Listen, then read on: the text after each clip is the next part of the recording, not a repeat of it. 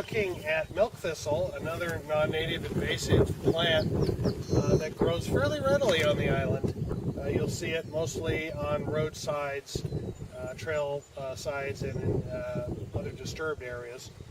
Milk thistle superficially does look a bit like our native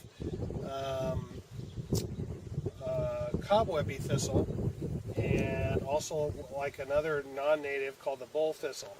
But one of the things that really distinguishes it is the milky veins in its leaves, which we'll show you here in just a moment, from where it gets its name, milk thistle.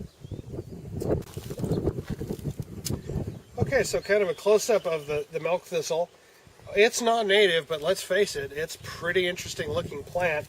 It's got these really colorful flowers surrounded by these rather vicious spines, if I may call it that.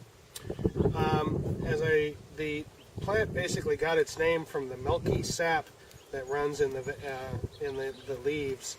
So that's where it gets its name, milk thistle, and that's how you can really distinguish it from other thistles on the island. Nothing else looks quite like this. The leaves give it away, even though the flower head may very well look like some of the other non-native thistles and native thistles that we have out there. This one is got some interesting ethnobotanical aspects to it. The seeds are considered a liver cure by lots and lots of people. The stems are edible, the young stems, if you peel them and eat them like celery, they're actually really tasty.